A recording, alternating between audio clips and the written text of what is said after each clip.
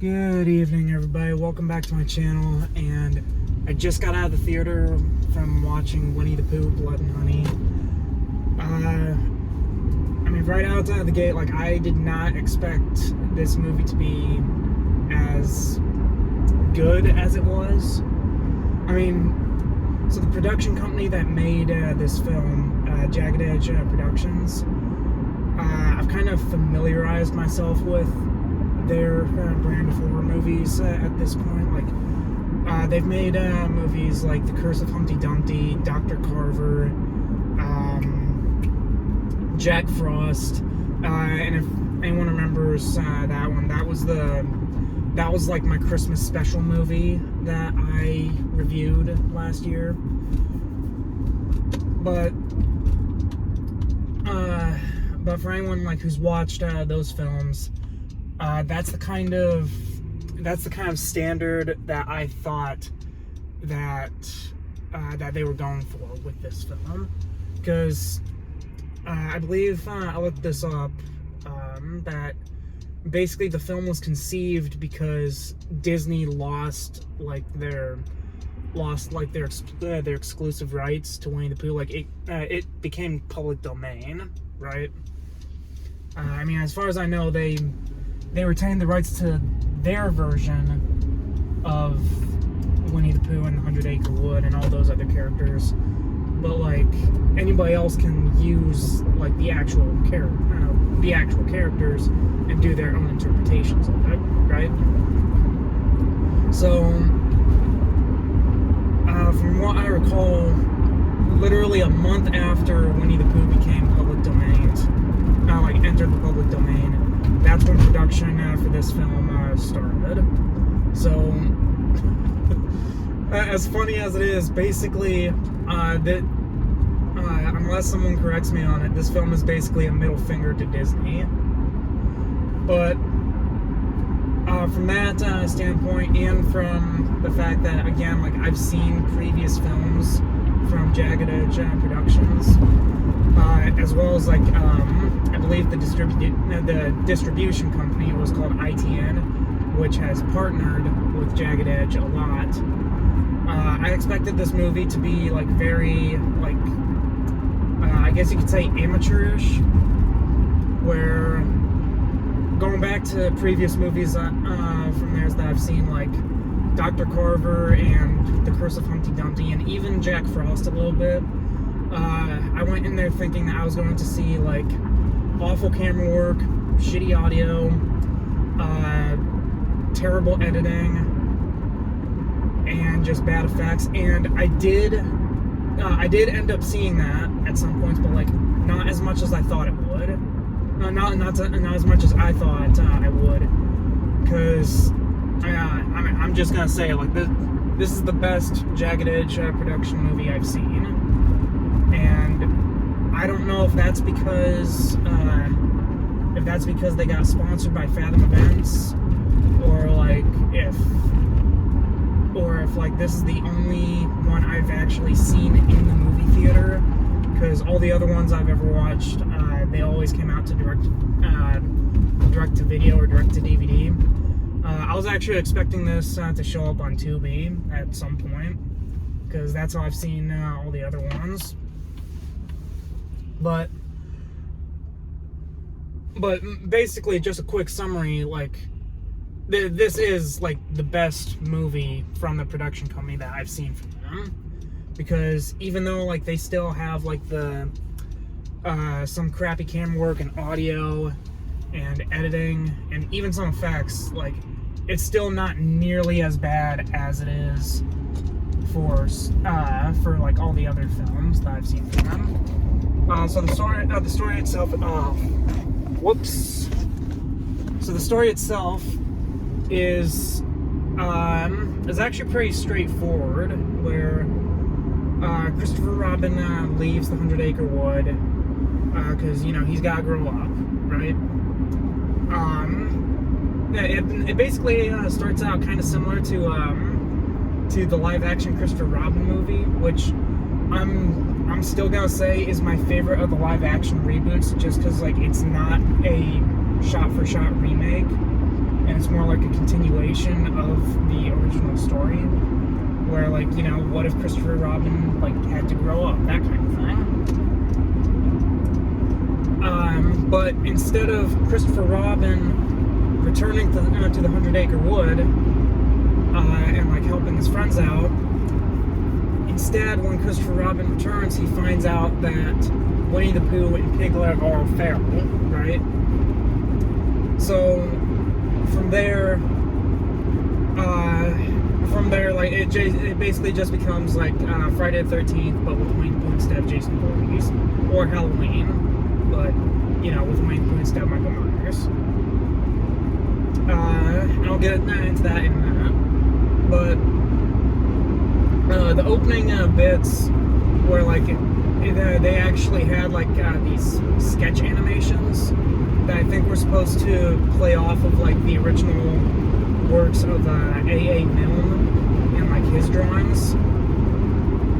Like, those sketches, like, to me at least, were, like, the creepiest parts of the movie, just because of, like, how twisted and distorted it made the characters look.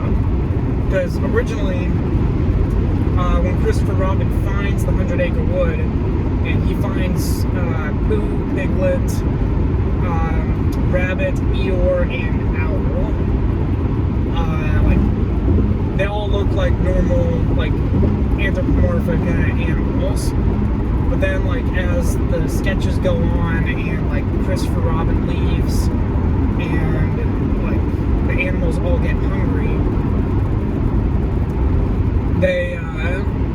they're drawn to look like all sickly and starving, and it kind of looks pretty disturbing. Especially, like, one of the sketches where after, like, Pooh and Piglet, like, they eat Eeyore, and that's not spoiler by the way, because, like, I think the director came out and said that that's how the movie opens, with Eeyore getting eaten. With Eeyore getting eaten. Like, there's this one, like, blink and you miss it shot of, like, Rabbit sitting with everybody else, and it looks like one of his ears is ripped off. So that was pretty cool. But the movie itself, like, I mean, I thought it was gonna be like a horror comedy. No, it's like a straightforward slasher film. The kills themselves are great. Like, in addition to this being, like, the best Jagged Edge production film that I've seen, like, it's also the most brutal. I'm not gonna specify, like, who all gets killed or when and where. Well, I'm gonna mention one person that gets killed, but that's gonna come in later. But the kills are, like, graphic, bloody, violent, and I remember, and I'm pretty sure I remember talking about whenever I was talking about, like, the other movies, like the Curse of Humpty Dumpty or Jack Frost, like, all the kills would be, like, very, like, tame, and, like, even the most brutal kills that I've mentioned, like, even that, it still didn't show much. Like that, like, when I was reviewing Jack Frost, and I mentioned that, like, the most brutal kill in that one was where, like, Jack Frost is, like, skinning someone and eating pieces as, like, a little macabre turkey or something like that. Like, even that one, like, it doesn't show much. It just shows, like, Jack lifting up the strips and eating it. And, like, it doesn't actually show what happens. Well, in this movie, like, they actually full-on show the gore, right? Except for one scene. Well, I'll get to that one right in a second. But aside from the story and the kills, like, the camera work is great. Again, like, this movie has, like, the best camera work and the best audio and, like, the best sound and music and everything that I've seen in, like, in any of the other films that I've mentioned, right? I mean, for one, the color doesn't look washed out, which I'm starting to wonder if that has to do with what platform previous movies, I watched them on Tubi. The Curse of Humpty Dumpty, I watched that one on YouTube. So I'm gonna, if this one ever shows up on Tubi, or if it shows up free to watch on YouTube or anything, I'll have to rewatch it and then see if there's any change in quality. Because, like, I mean, this movie actually looked like people put work into it, you know.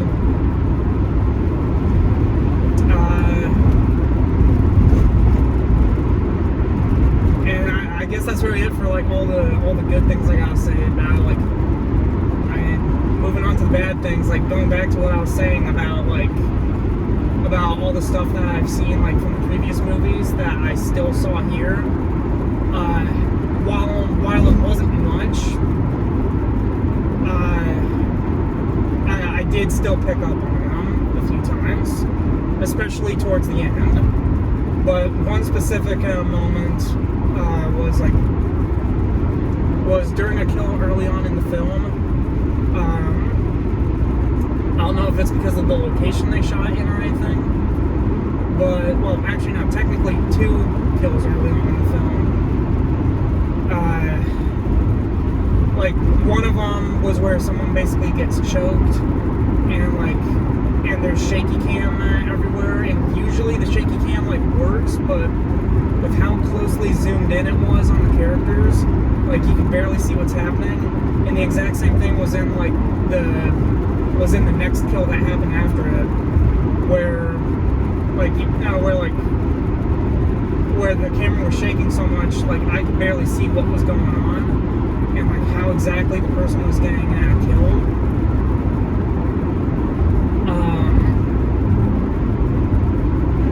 What was it? Oh yeah, I could barely see the person, like, getting killed by Pooh, right? And then they added the fact that because of the location, I think, it was also kind of, like, dark.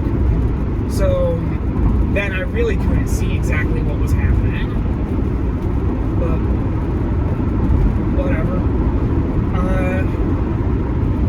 Aside from that, all that stuff about, like, the crappy camera work and audio that I've seen in, like, the previous Jagged Edge production films, like, they haven't. I didn't really. That didn't become, like, as noticeable again until, like, the final third of the film, I'd say, which was pretty much almost, like, right after this one girl that gets killed. Where, if you guys saw the trailers and saw, like, that one girl in the hot tub, I think, where she gets run over by that car, like, all the hallmarks from the movies, from the previous movies that I've mentioned, like, they really showed up there. Like, the camera work looks bad. Like, there's some scenes where it's too dark.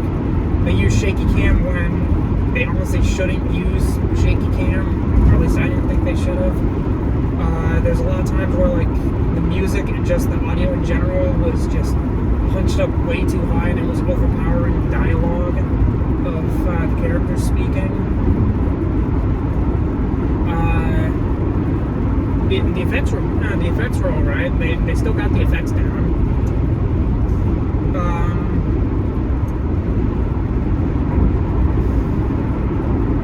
And I guess, like, I didn't really touch on this before, but I might as well now, when talking about, like, the stuff that I expected from Jagged Edge Productions. But the costumes for Pooh and Piglet, sometimes they work, especially if they're at a distance, and sometimes, like, it just looks like it's obviously a person wearing a mask, especially for Pooh, because there's some times where, I kid you not, there's some times where the expression on the mask changes, and, like, it's a visible difference, where sometimes, like, the mouth is curved up to make him look happy, sometimes like, it makes him look sad, and And then there's just other times where like the eyebrows are kind of like tilted inward, where he looks angry. And like those are blink and you miss it moments, but when you see it, like it just looks cartoonish, and it just made me laugh out loud in the theater. And speaking of Pooh, though,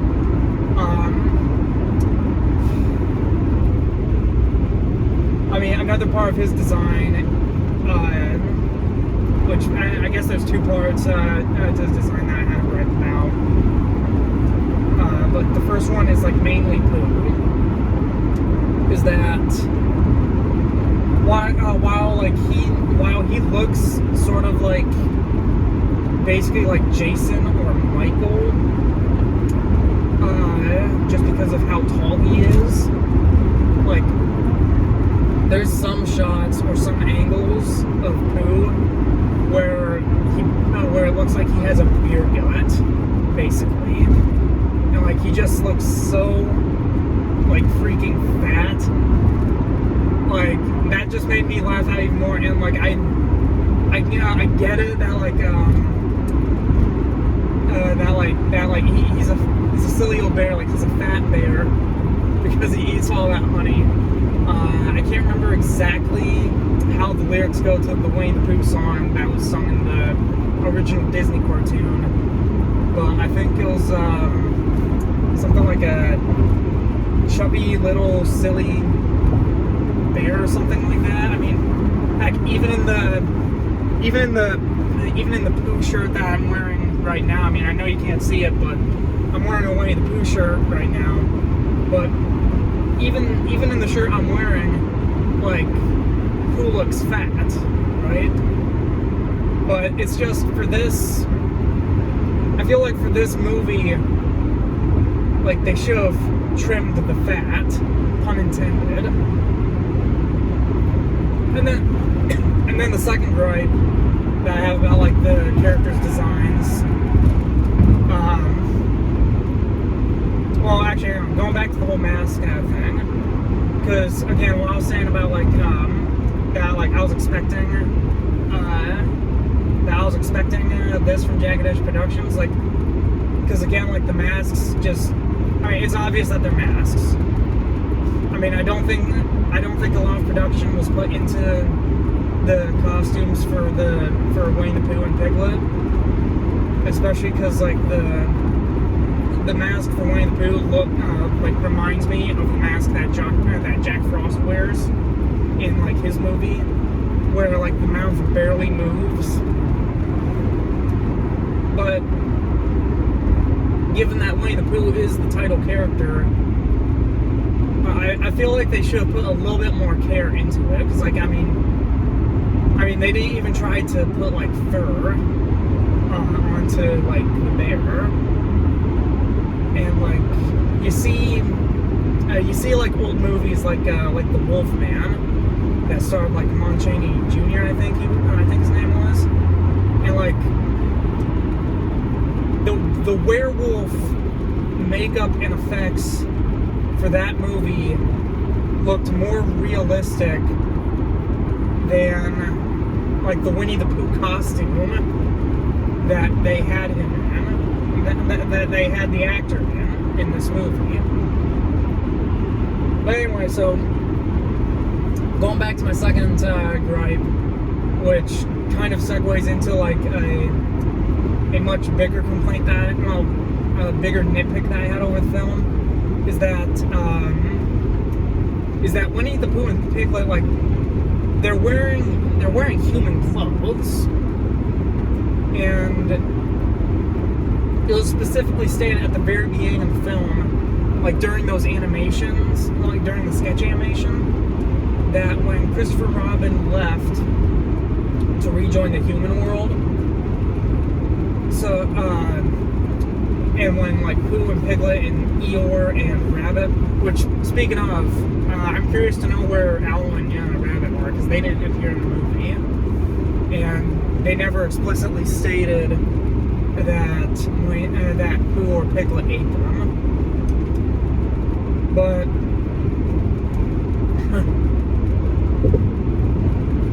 anyway, so it was explicitly stated that after Pooh and Piglet decide to eat Eeyore, like, their, like, primal instincts, like, just reawakened, and they decide to return to their like, primal animalistic nature, and they decided, like, that they're gonna hate humans, right?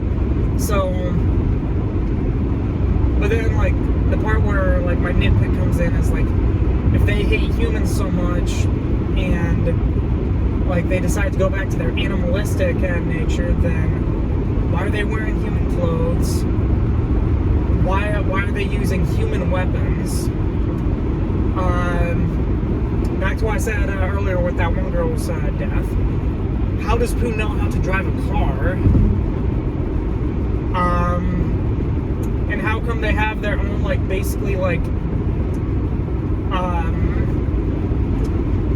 they have their own, like, little household that looks man-made, that is literally powered by Piglet riding this tricycle or bike or something, but and they walk on 2 legs, and they have like 5 digits on their hands. But I mean, maybe this is just me, but I think that, like, if they hate humans so much, and like, they would go back to their animalistic, like, primal nature, then they wouldn't do any of that stuff that is remotely like what humans do, right? I don't know, maybe that's just me. Or maybe I'm just looking too much into it. Oh, also, another slight nitpick. So, speaking of, like, Pooh and Piglet going back to their animalistic nature, so one of the early kills, which also happens to be the one where I was talking about the shoddy camera work, where, like, there's too much shaky cam and it's dark out where I can't, like, see what's going on. So that scene basically starts out with this one chick hiding from Pooh. Sorry, she's hiding from Pooh in a warehouse, and that's why it's dark. But she's hiding from Pooh, and Pooh's just, like, looking around, and, like, he can't find her, so he leaves for a bit. And I think that, like, if like, he went back to, again, going back to his animalistic nature, like, wouldn't he have caught her scent or anything? I don't know. Or maybe they just did that as, like, a normal, like, fake out. But anyway, those are basically all my just all my nitpicks. Oh, and the dialogue felt wooden around the same time that I was talking about how, like, the audio was overpowering the dialogue, but, like, you know, the dialogue felt flat. The acting just deteriorated, like, right after that one girl from the pool got killed.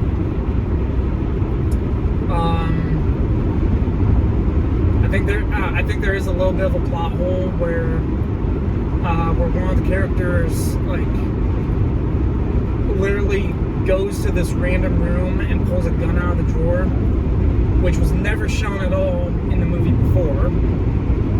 But at one point she just decides, like, oh, there's a gun upstairs, and she runs up and grabs it. Never saw it before in the movie, but just picks it up. Okay. There's some bits where I feel like the music selection did not match the scene at all, like, especially at the ending. Like, some of it just sounded, like, way too, like, joyful for the situation. But maybe that was just me.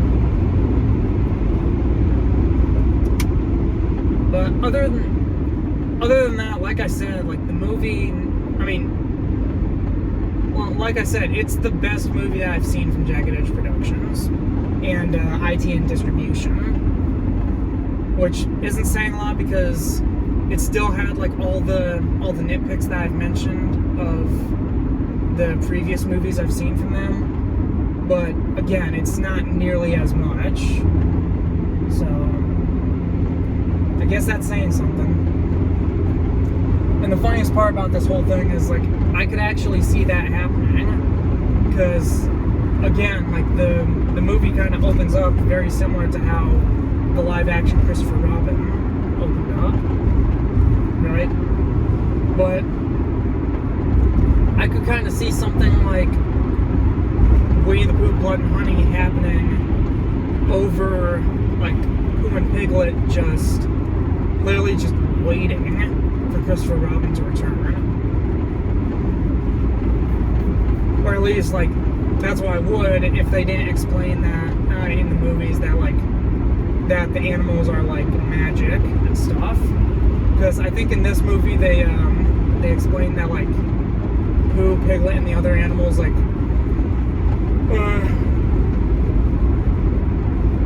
they were, like, these crossbreeds. Like, basically, like, half man, half animal. And I don't think they explicitly stated, but I'm just gonna go off on a limb and say, like, they were implying that they were originally animals, but, like, they mutated. But that's just my guess.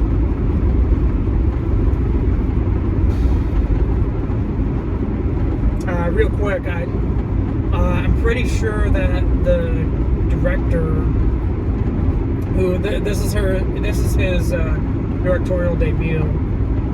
He said he wanted to do a sequel to this one, and I'd see it. And I think he also mentioned that he wanted to do a movie based on Peter Pan, which I could kind of see that one being a horror movie as well, especially if Peter Pan is the bad guy, because I'm pretty sure in the original Peter Pan novel there was some stuff that Peter did where he was basically a villain. I'm gonna have to reread that story, but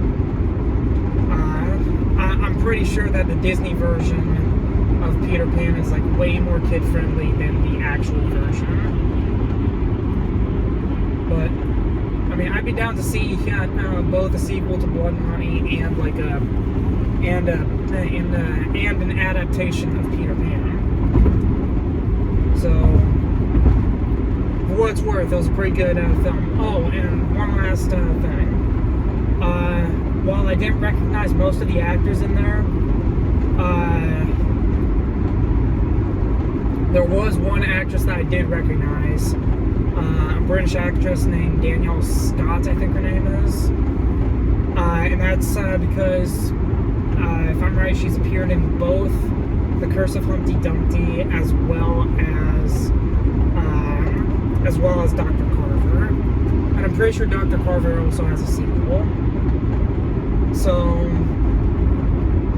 I mean, I think her acting got better than like the other two films that I saw her in. She basically had a small cameo in the movie, which I guess brings up another kind of nitpick. Like, early on in the film, during that animated sketch again, it's also mentioned that, like, the animals swore to never speak again, which I'll get into that in a minute. But, actually, no, I'm getting into it now because the character that Danielle Scott plays, apparently she somehow knows that Pooh and Piglet are called Pooh and Piglet, and apparently they spoke to her, right? And later on in the movie, when Christopher Robin is, like, basically begging for his life, and Pooh finally speaks to him, like, I can see that, because, like, I can see that happening because, like, Christopher Robin was, like, Pooh's childhood friend, and, like, I feel like if Winnie the Pooh was gonna, like, break his promise to never speak and, like, actually say something, it would be to his friend Christopher Robin, or former friend Christopher Robin. But why would he break that promise to some random woman that he abducted and then like tortured. Oh, which, speaking of, the chains that were holding that character were not secure at all. Like, there was literally one shot where she was all chained up, and the next where the chains were just loose. But that's the point. That's beside the point. The point is, like, well, why would Winnie the Pooh and Piglet like speak to some random woman who they quickly kill?